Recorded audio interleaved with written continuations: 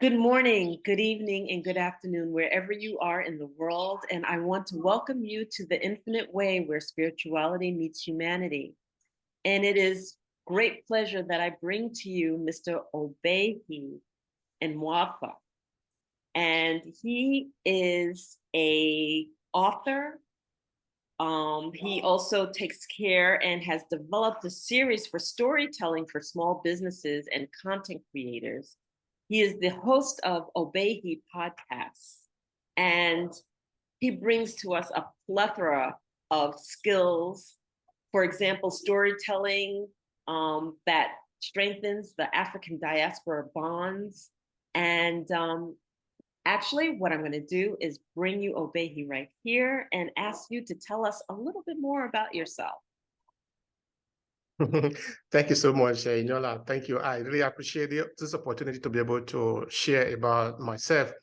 All right. So like you said, my name is Obehi Ewanfoh. I'm originally from Nigeria, but currently I am living in Italy, in the northern part of Italy, which is Verona. If you have read the story of Romeo and Juliet, that Shakespearean story, the city where it's set is where I live. So to sort of give you a kind of my location, but I'm originally from the south of Nigeria. The state is called Edo State, but I'm from a people that are called Esan.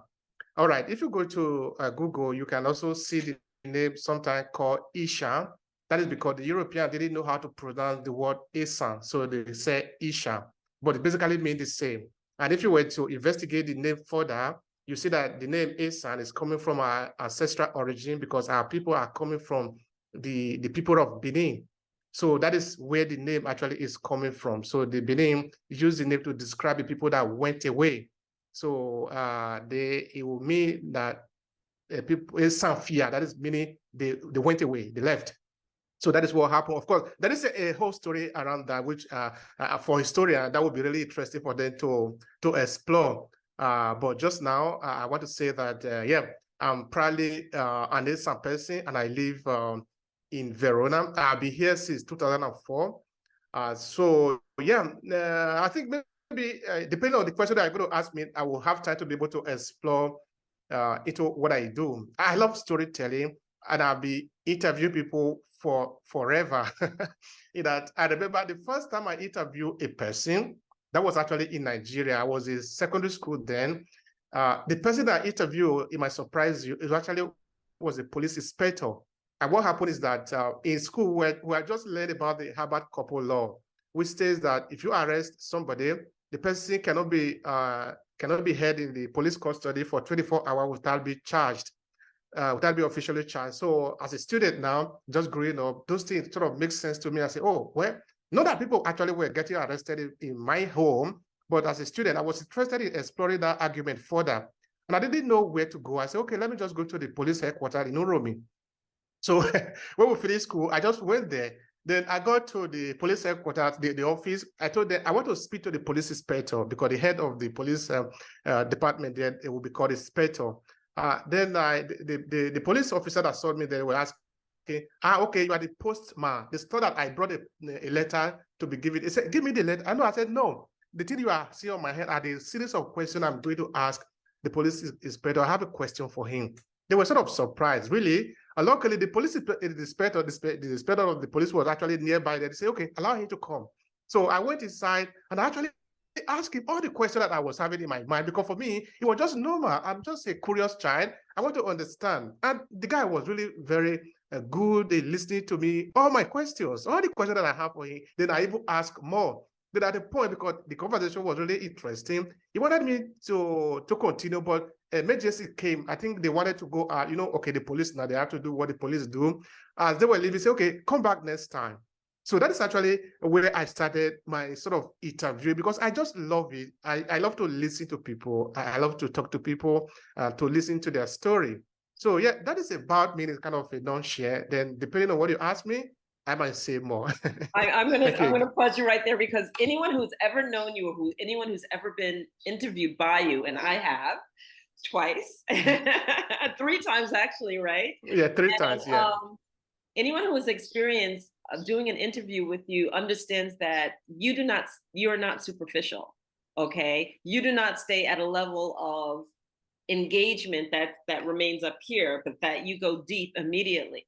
And I love that, because what that does is that actually gets people to share from their heart, share from a place of personal experience, and share from a place that there's no facade, there's no wall there. So talk to us a little bit more about your childhood and how you came through the iterations of being this.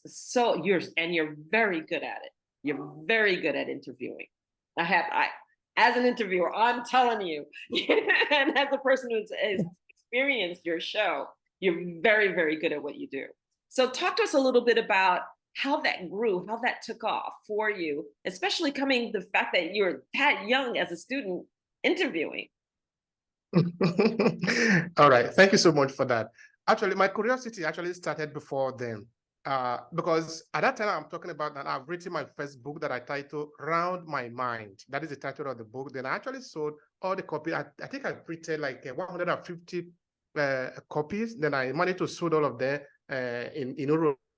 Rumi is a small town in Nigeria.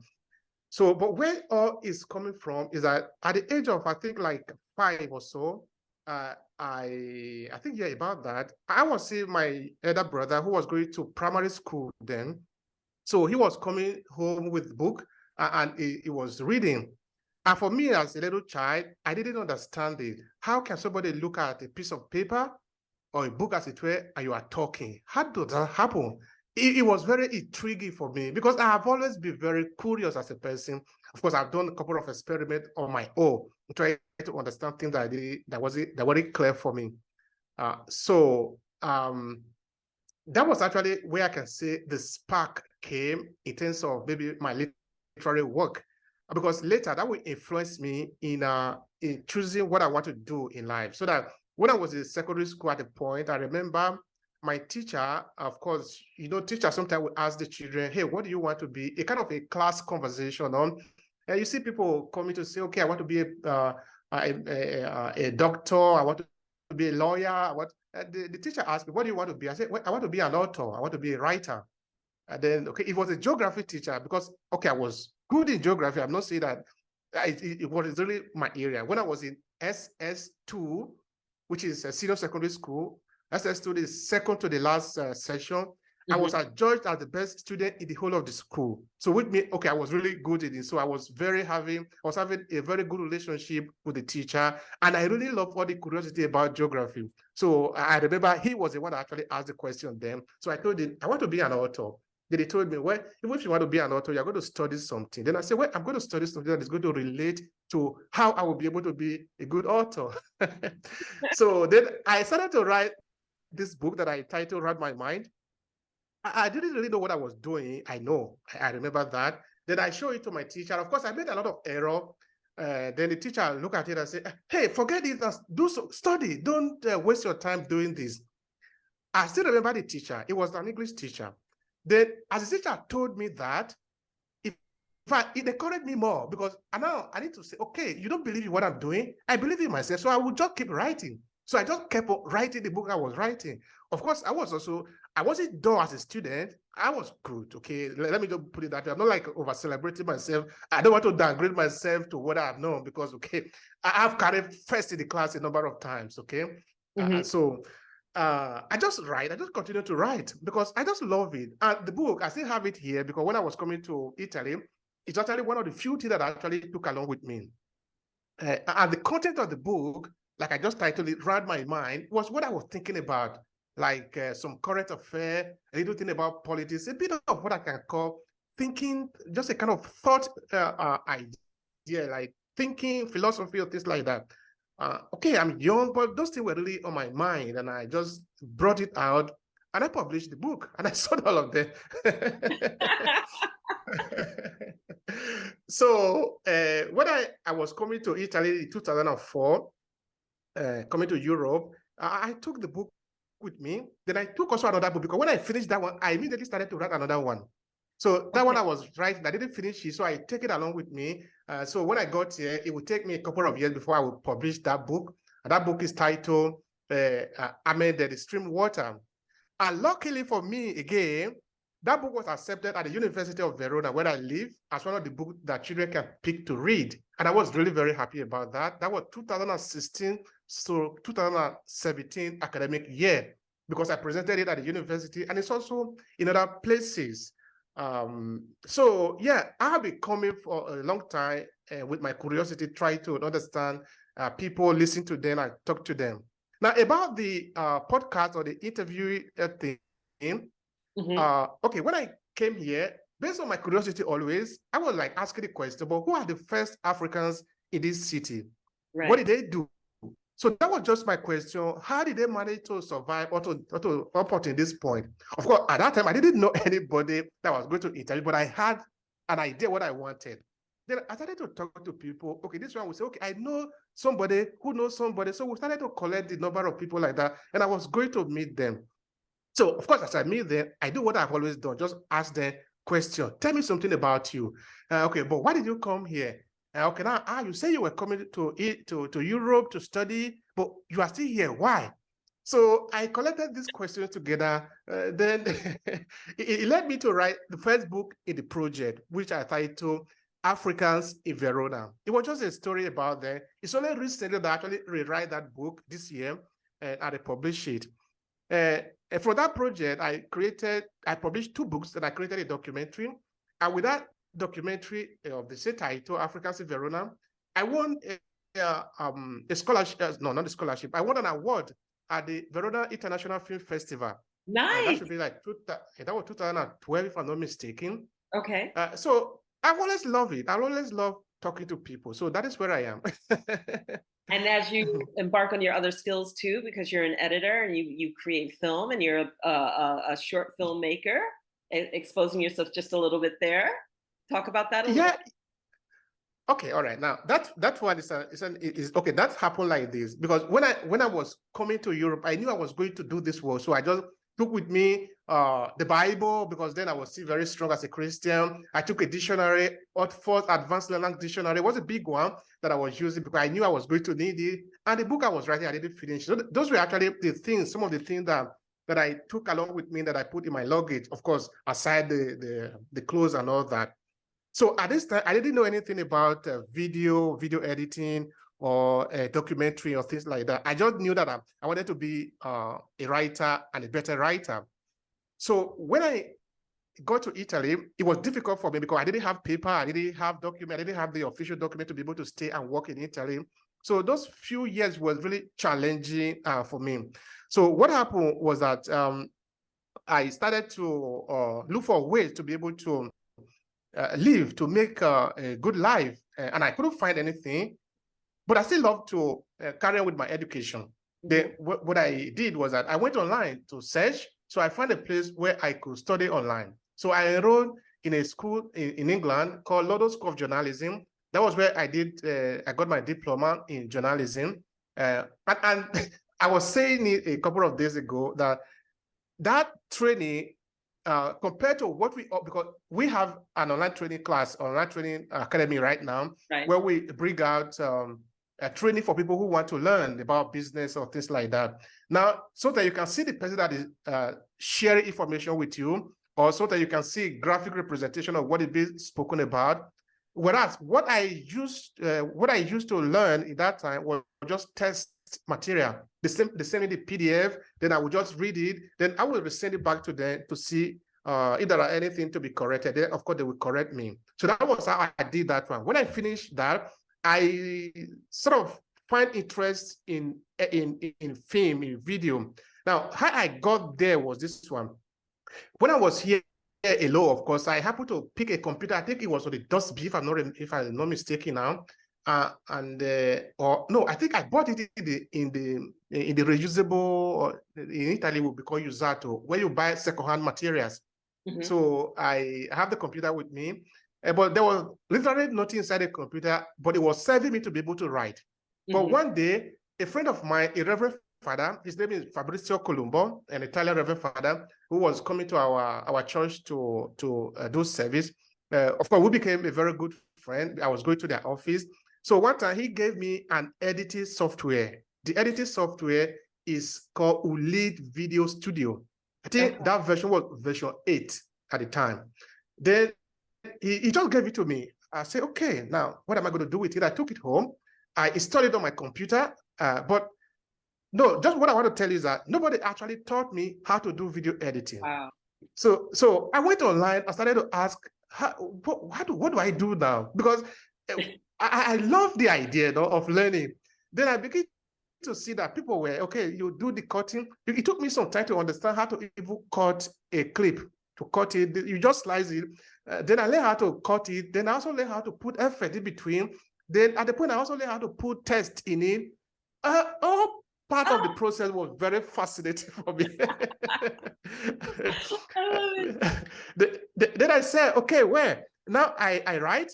Okay, this is another way of writing. So I'm going to put it two together. So that was why when I started this project, this research project, Africans in Verona, I was doing the video. Then I was also collecting the material that will use for book later.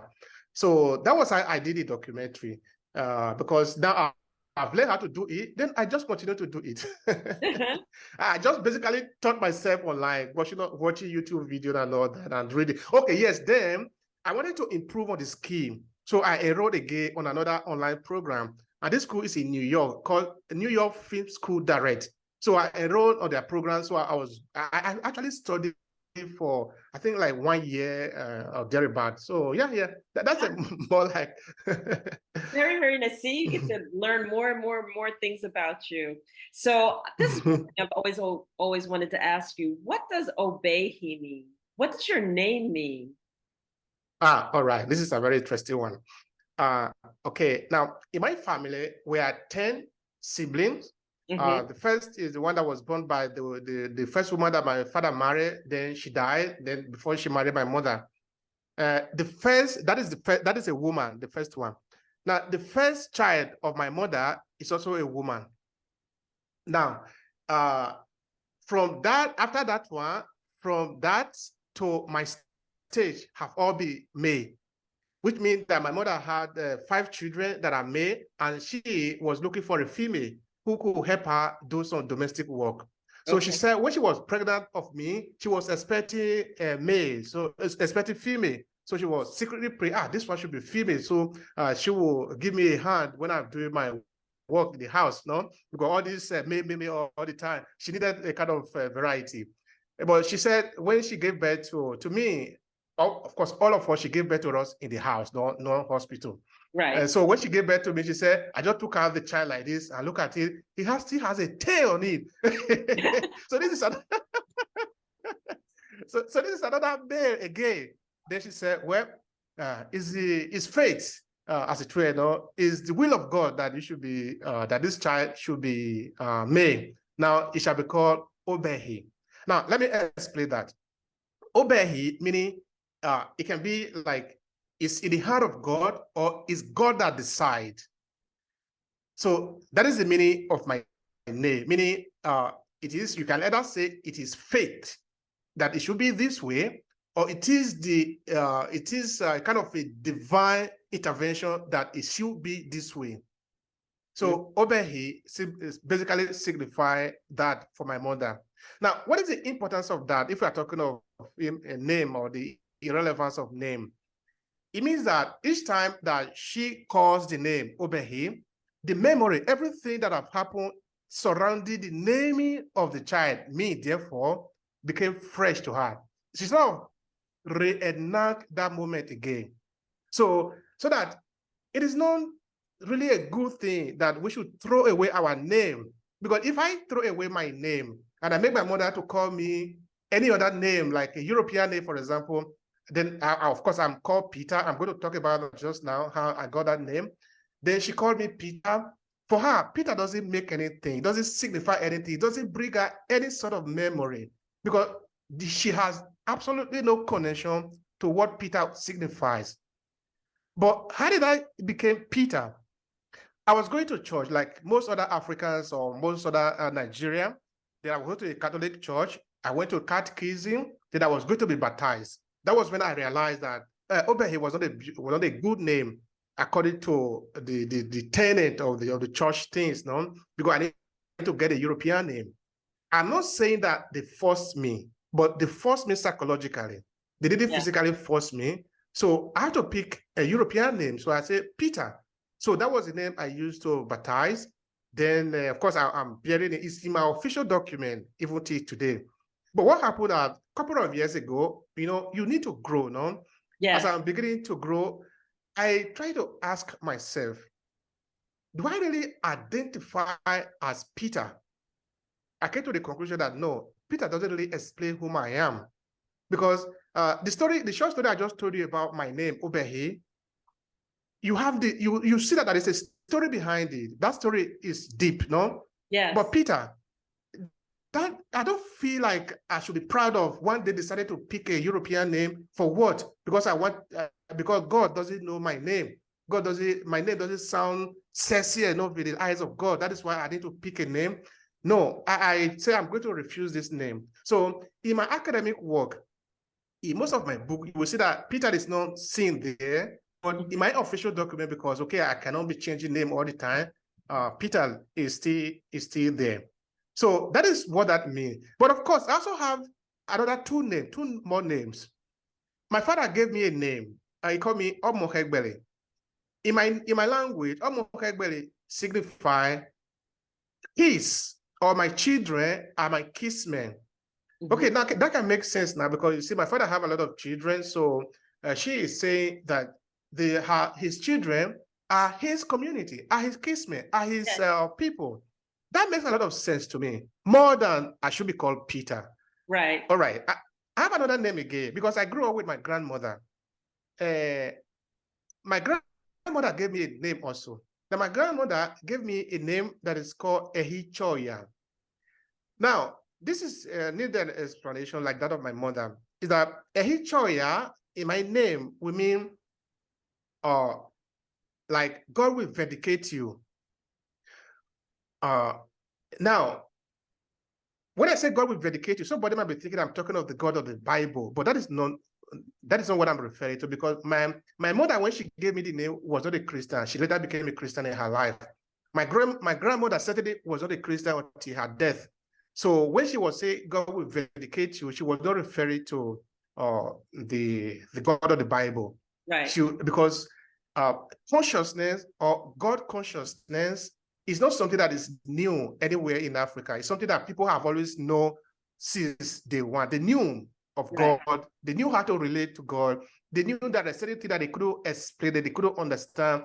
They knew how to be able to bring this interpretation in, so that when they call God, it's not like, okay, we are calling the God of Allah, the Islamic or the Christian God. Okay, I just wanted to clarify that. Yes, so I don't know if that would be, yeah. So this is really interesting, because I look at my name and I love my name, right? Enolia, and people would always ask me, what does it mean? And in my name means an old soul who brings light into the world. Okay, and so to me, it's like it defines my purpose. It defines who I am.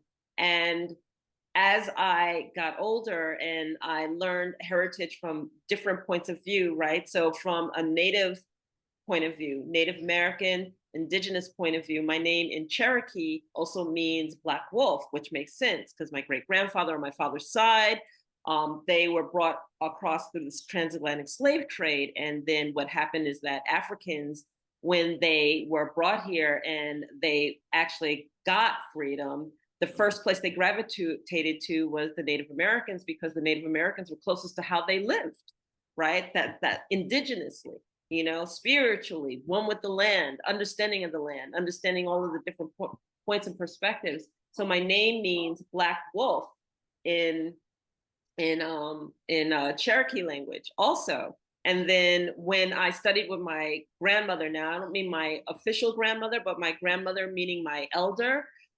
Grandmother is a title, eldership for the Native Americans. They gave me my spiritual name, and my spiritual name is Changing Times Woman, Changing Times Kwe in the Ojibwe language, right? Because they say that I come into lives and then things shift, things change. So I've always understood names to be that of a spiritual connection, that of the individual and what you are declaring that baby, that energy, that being to be to the world, to the universe. And so to me, that there is always a spiritual component. There's always that love and that spirituality that really engages who that individual is. So to me, that makes so much sense.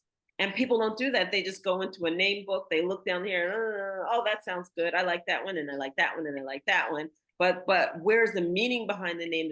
The true meaning of what you're calling that child? Because when we use a name, the way that you name things actually is also sets the course and the energy of their life, the standard of their life also. So people don't seem to understand or comprehend that, you know? So when they're quick to name, even an animal doesn't want to be called something negative, because that negativity, that negative statement of that name is what you're applying to that animal. Therefore, it makes that, demonizes that animal. They don't want to go out into the world like that. So names are a very, very significant thing. I want to go back to you. You have this world, this life of being able to interview people, deciding that you want to be an orator and everything. And then you did a transition that takes great, great courage, because I didn't do it till later in life, which is you changed your country. And a lot of people just go, oh yeah, I'm from Africa and I moved over to Italy, but I visited Italy. Okay. I've been able to see from Rome all the way to the Amalfi Coast and then all the way down to Calabria. Okay, so I've gone the whole southern side. I haven't seen the northern side. But to go from Africa, of which where I am now in Angola, and I understand that the culture, the tradition, the way that we look at things, the way that we are one with the land, the way that we do many, many things are so vastly different than the European culture. And so to be able to just go from one country to another isn't traumatic enough, but it sounds like you went very, very young also. So talk to me a little bit about why that transition and what took place in that transition. Hmm. All right. So I was 24 actually when I got to Europe. Okay. Yeah. 24 when I left Nigeria to come to Europe. Yeah. Now, I'm still young there. Okay. I've grown to a certain stage now, so I can actually take decision. But the idea was that my family has thought that, okay, because when I finished my secondary school, the option was I could go to university or I could travel abroad. Travel abroad, according to what we understood it to be, was that life was going to be better for me. So if it's better for me, then I can also be of help to other people in the family, you know? Because the money that was spent to finance my project to come to Europe was not from me, because I've just finished secondary school. I didn't have money. I was teaching. I just finished secondary school. I was teaching those who were going to write JAMB, who were going to write GSSC or something like that. Okay, like I was saying, I wasn't really doing poorly in school. And so as I was finishing, I could get employment easily in those areas. But coming to Europe, that money was actually coming from the pocket of my brothers who wanted to help me. The only thing that we didn't really know how it was in Europe. Now, I remember, for example, when I got to Italy, the very first moment, I never forget that. And now I've written a book. Then I showed the book to some of the people that I met there. Okay, these were elderly people to me. They are coming from the same place, so we know each other. And they look at me and they saw the person that wrote the preface of my book. And they said, but how, as young as you, how did you manage to get to the level of this person to write a preface for you? So, which means that you were doing good. So why did you come to Italy? You are going to suffer here. If you are going maybe to the United States or UK, it will be better, because there you can exhibit your what you are doing in your academic field. But in Italy, why can you manage? Then I told them, well, in Italy, I'm going to write a book too. They were laughing. They said, you're going to write a book here? You are going to J. Maybe you will write it in J. Now, let me explain what that means. You see, a lot of Nigerians that are here, okay, let me not say a lot, some Nigerians here, because of lack of opportunity to maybe go to school or to work, as they are coming in, some of them follow the wrong road. Either they are inside the wrong network.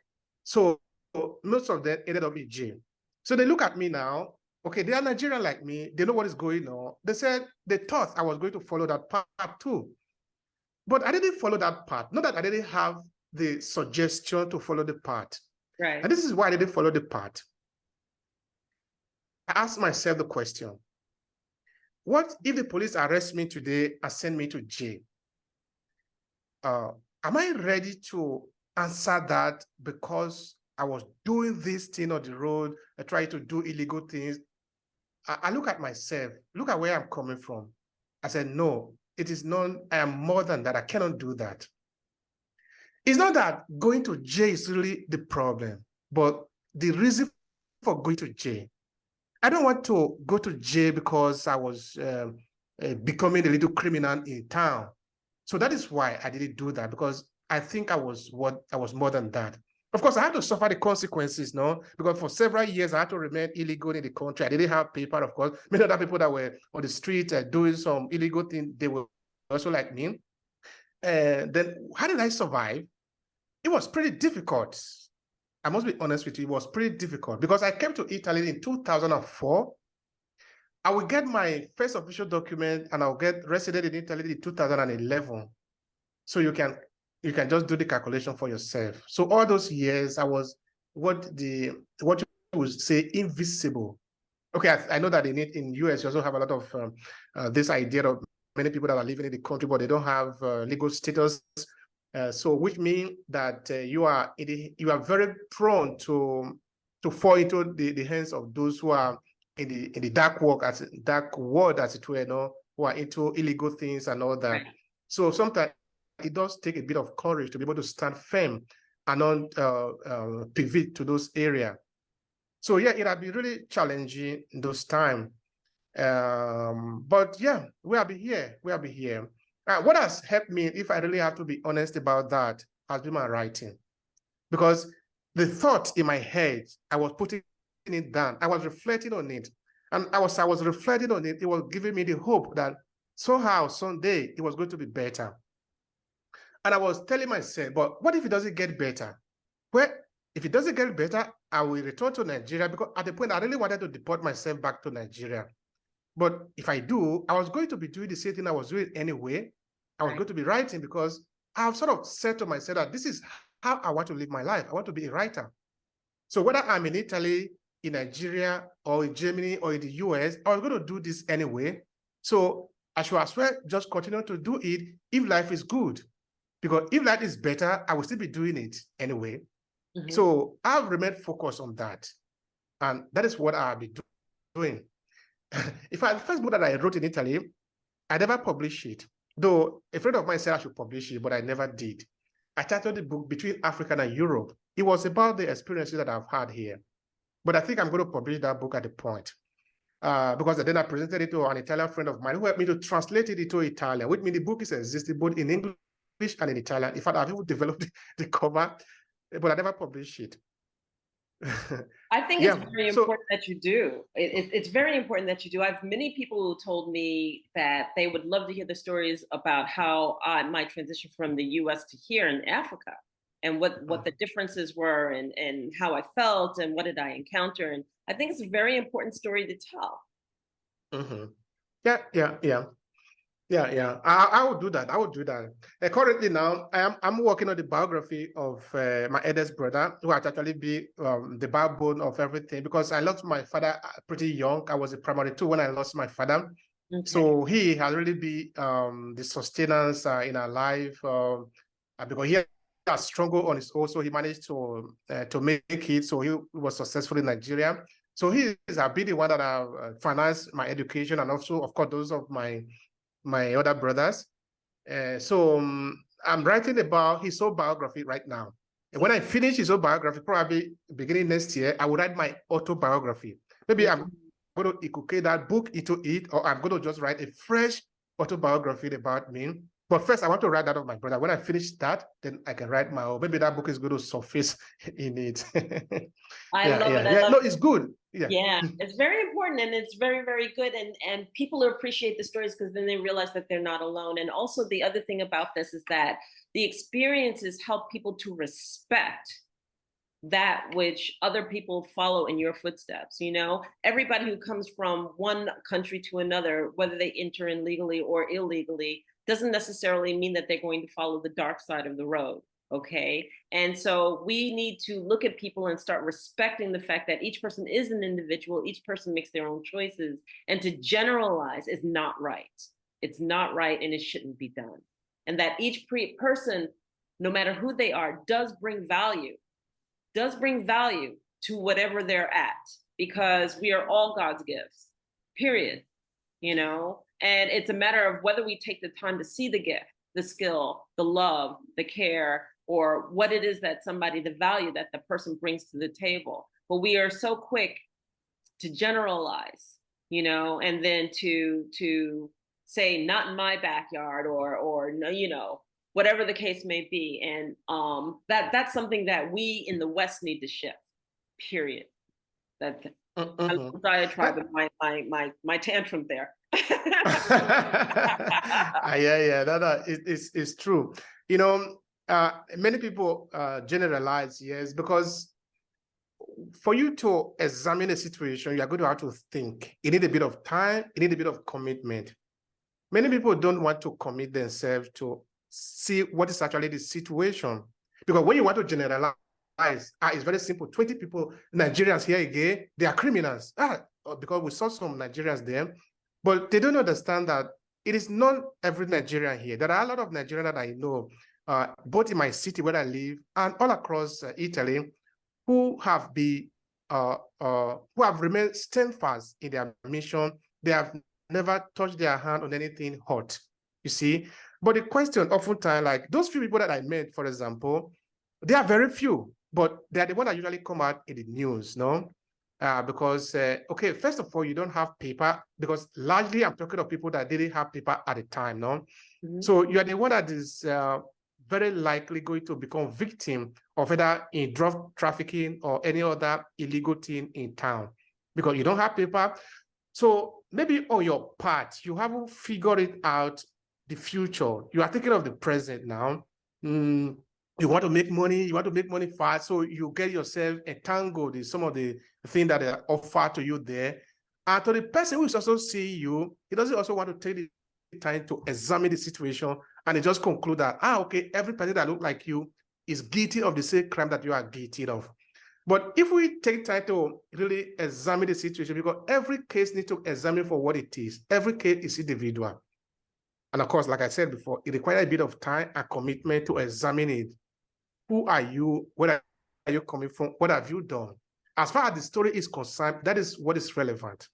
We cannot pick up a person and just saddle him with the responsibility of being like every other person. Mm-hmm. It is not.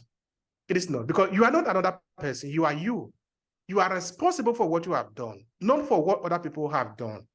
And I think a lot of Nigerians in the diaspora, of course, are suffering from this all the time, because they say, we know other person who have done this thing bad, so every other Nigerian is like that. But it is not true. It is not true. Yeah. So the generalization, yeah. Go ahead. Finish. No, I finished. I just wanted to say that the generalization is hurting us, in that we just group people together and use the crime of one person to paint all of them together as if they're all guilty, but they are not. Right. So I'm sitting here listening to you, and one of the things that I teach when I'm coaching is the power of your voice, right? And I know that you get it, right? Because what we have to say is important. What happens is that the words come from such a deep place, such a heartfelt place, that the impact of those words is very significant. And if people take the time to listen, then they can be educated, they can learn, they can be motivated, they can be inspired to do great things. It's sad because in a world where right now the big hard press is that people have no learning span. They have no ability to take the time to read anymore. So make everything graphically. It's almost like they're trying to dummy down our people everywhere, by saying, oh, it has to be quick. It has to be quick. Everything's fast, fast, fast, fast, fast. And the message that I always like to tell people is slow down.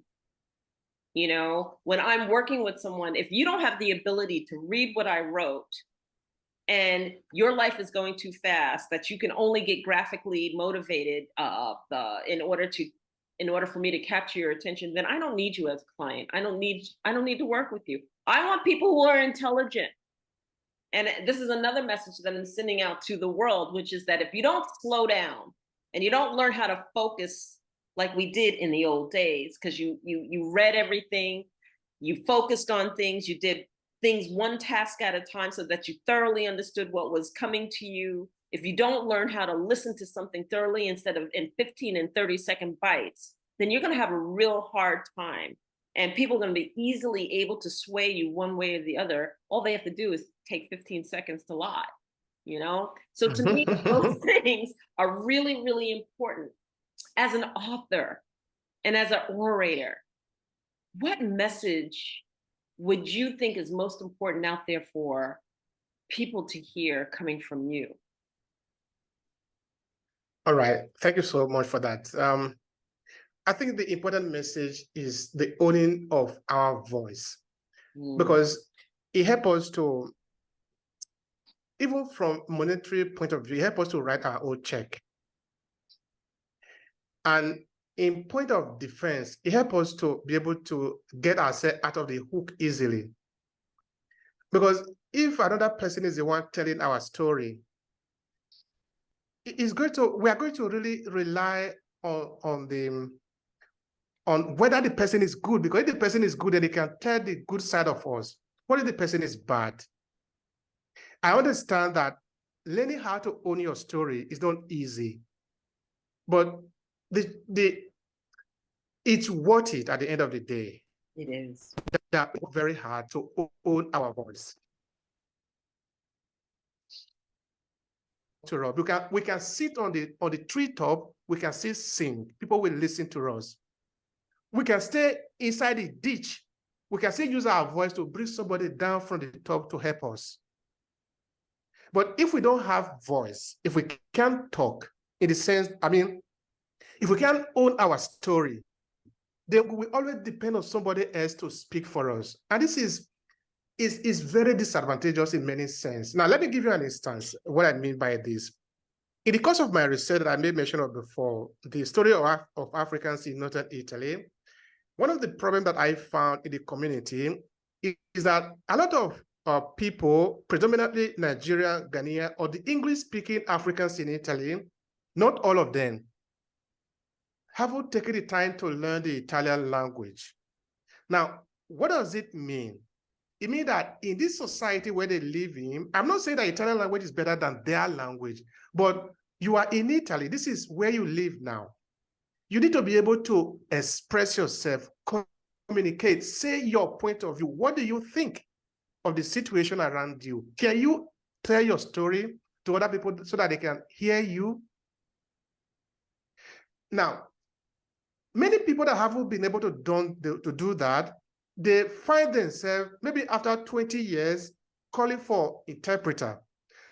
Now, I also do interpretation. I also do the work of interpreter here as one of the things that I do, because I follow the refugees to the tribunal. Maybe when they have got a rejection, I need to help them there to translate for them from English to Italian.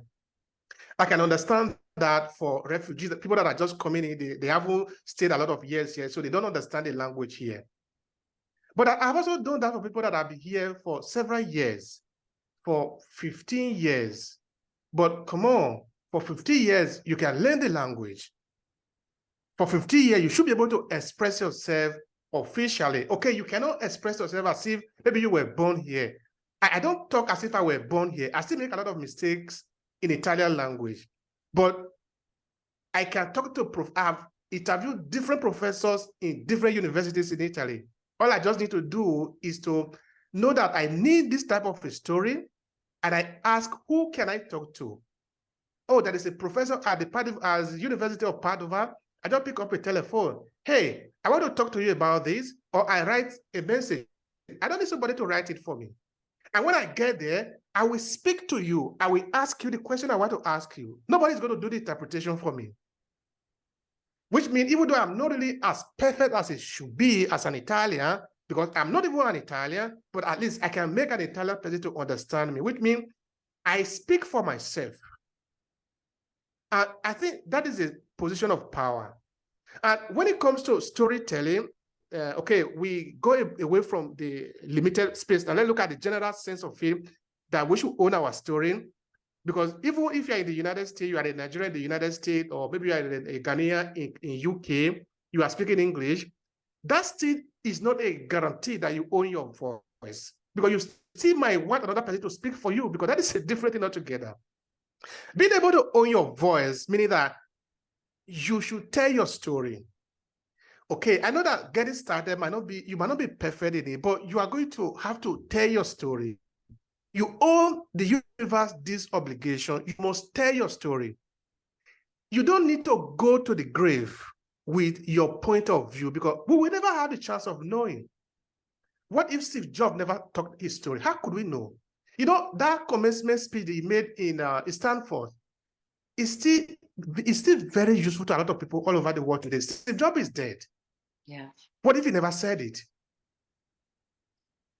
You see, I think that it is absolutely important that we, particularly people of African descent, we must learn how to tell our story.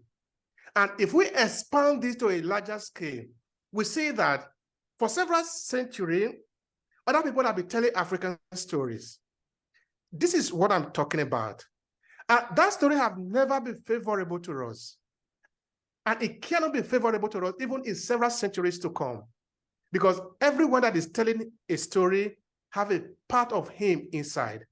Yes. And it cannot humanize the person that you are telling, except that person is a good person. But if we look at the complex relationship that we have between Africa and Europe, it cannot work in that situation. The European cannot humanize Africans. Because if they humanize Africa, they don't have the moral obligation or the moral justification, I should say, to continue to exploit Africa. Because now the world knows that these are two human beings. So we'd better negotiate instead of you speaking for me. But if I have managed to tell the world that you don't have a story, I'm just helping you. You know, this is very interesting thing, that the relationship between Africa and Europe for more than 500 years is based on help. That Europe is helping, or the West are helping Africa. You know, come to think of it, how does that kind of help work? It depends on who is controlling the narration. That's right. Because Absolutely right. if somebody else is controlling the narration that he's the one helping us, it makes sense because he's the one telling the story. So for the sake of the survival of the African people, they need to own their story. Of course, owning your story, meaning that you are going to make some contradiction, you are going to contradict other people. But that is what it means. That is why you are alive. That is why you are a protagonist, at least in your own story. Yes. But what you see now is that we go around across Africa. Most of the textbooks in the school are not written by us. Some of them that are written by us are written and vetted by institutions that are not controlled by us, which means we are several degrees away of being able to project a future, because that future needs to be vetted by the opposition, needs to be vetted by the oppressor, needs to be vetted by other people that are not. What kind of a future are we going to have like that? So the ability to own our story is very, very fundamental for Africa in the diaspora and also Africans at home. And this is one of the things that we have stressed so much in my 5-part book series, Storytelling. Because I think I have come to understand that storytelling is perhaps one of the most fundamental instruments that we have as human beings to be able to tell our story. Now, can we tell this story? Can this story be helpful for us and also be dangerous for us? Yes. Everything in nature is neutral. Storytelling is neutral. Now, a good example, you see, up until the time that Nazi Germany decided to slaughter and massacre the Jews in Germany, the Jews in Germany were like every other Germans. They were eating, marrying, having children like every other people, neighbors, going to work, doing the same thing together. But when Hitler came, he re-narrated the story. He changed the story. And what happened after that? Some German, I'm not saying that it is the regular German that killed the 6 million Jews, but the narration of the day killed those people. Yes. Because the population, the psychology of the people were messed up, and it become accepted that, these few people are enemy. That is, this narration have transformed them from being a friend to enemy. You want another good example? Rwanda. Mm-hmm. You see, between Hutus and Tutsis, these are just close neighbors. Yes. They've been living together all this while. But somehow, somebody changed the narration. Somebody told a story that the Hutus are the enemy of the Tutsis. The other day we were married, we were husband and wife, we were neighbor, we were having fun together, we were going to the party, we were playing in the same place. How come you are not my enemy, I should shoot you, I should kill you? That is the power of storytelling. That story can be used to enslave a people, but it can also be used to save a people. Now, imagine that we could have that power of being able to talk for ourselves, or being able to shape a narration for ourselves. That is why that 5-part book series is important. It is true that we are concentrating on small businesses and content creators, but the idea is the same. Storytelling, what are the bases? Why does it work? Yes. What is the importance of storytelling in our life as African diaspora, as a people, in our world? Because if we look around now, from the military to the woman or man that is preaching in the pulpit, to the politician, to the economist, to the lecturer at the university, to the man and woman in the family, all of us are using storytelling. But what we are saying in this 5-part book series is lay why it works so that you can use it perfectly. Beautiful, beautiful. And on that note, I don't want to end this, but we're coming up on an hour, and I think that is perfectly stated and everything right then and right there. And there are many comments I want to make, and if I start, I know that we're going to go another hour. So I want to leave and reserve the right to come back, have you come back and talk more about storytelling. I want to reserve the right because, you know, you talk about the Hutus and the Tutsis, and, you know, we just finished going through another encounter of that politically today, 1 year ago, during the pandemic, where that divisiveness was breaking up households and everything else, saying, you're this and you're not this, you're that and you're not that. And so families are breaking up, couples are breaking up, everybody's breaking up because, oh, you're on that side, well, I'm on this side. We use that divisiveness, or the government uses that divisiveness even today. And this is why I talk about the power of words and the power of our voice and the intelligence. We've got to get smarter.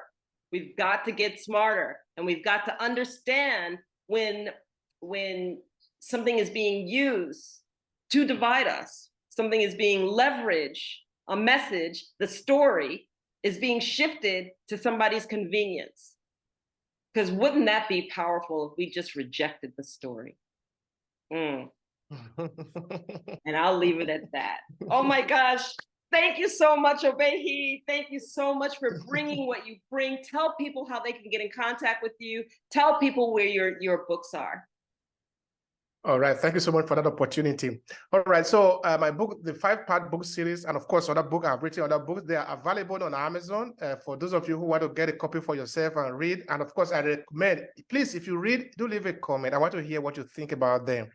And of course, you can also reach me on my website, obehiewanfoh.com, or check out my podcast, Obehi Podcast, where we go deep in conversation about African diaspora, about businesses and content creation. Yes, if you want to check out, maybe for example, you're in a small business, you want to learn how to improve what you are doing, you can check out AClasses Academy. That is our school that we are building to be able to resolve some of the problems that we have in the community, which is about learning, sharing knowledge, because knowledge is powerful. Yes, these are some of the ways you can reach me. I'm available on Amazon, I'm available on LinkedIn, I'm available on YouTube.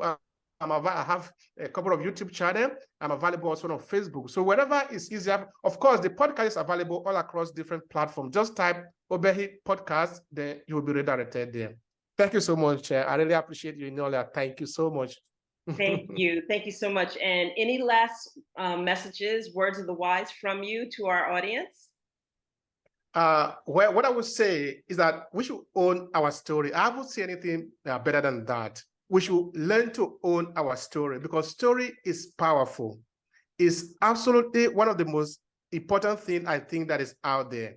So every one of us should learn how to master our story, because then we can use it, we can leverage it in anything that we do. So I really want to encourage people to pay attention to that. That you can start today. You don't need to be an expert starting yesterday. Even now, you can still start. What is your story? Where are you coming from? So thank you so much for that. I really appreciate it. Thank you. And thank you for joining us. And again, thank you, Obehi, for being here, sharing your heart, sharing your story. Take care, everybody. Thank you so much, Enolia. Thank you. Bye-bye. Thank you.